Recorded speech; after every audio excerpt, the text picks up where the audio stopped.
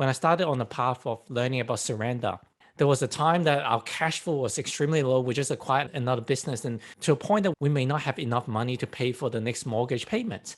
And like you said, it just makes no logical sense in terms of Yes. logical stuff that I could do to make the business boom and bring in more income. I did all that already. Yes. Nothing works. Right. And then when I just surrendered, let's just get it anyway. The downside that we had, and like you said, more and more miracles started coming in. Like I haven't Yes. worked out what formula I hit, but I have experienced what you just described.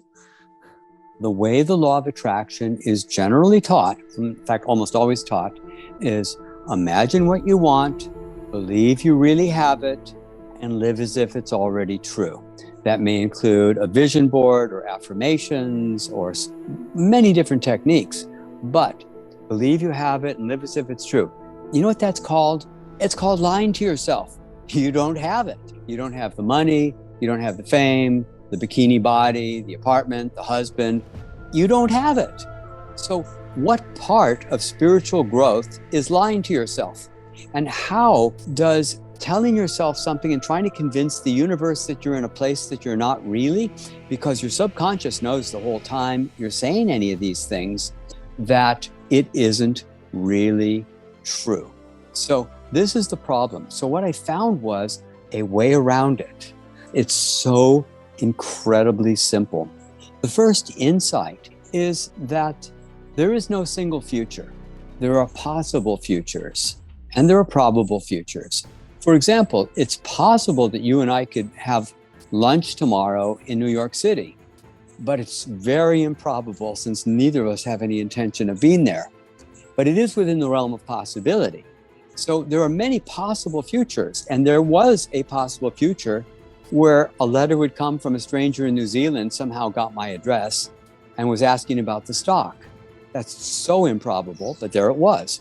So what you do is, instead of trying to convince yourself of something you know isn't true, what we're going to end up doing is you kind of look at all the possible futures like a deck of cards, just thousands of possible futures. And you say, well, which one would I like? Oh, I don't have to have a logical reason of how I sell the stock.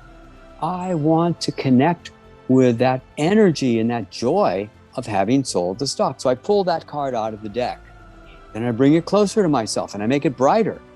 And when I started doing it, because I've been doing energy healing for over 45 years, I immediately started sending energy into that future. And that future lit up and got brighter and brighter and more intense. And then I got this big download shock. And the shock was that I could relax and feel that future loving me now. I wasn't trying to make it real. It was making me more real. And the reason is, any future that feels more joy, love, and gratitude, or even relief than you feel now is actually more real than you are. Because your higher self is infinitely connected to Source. There's no resistance to that infinite joy, gratitude, bliss connection.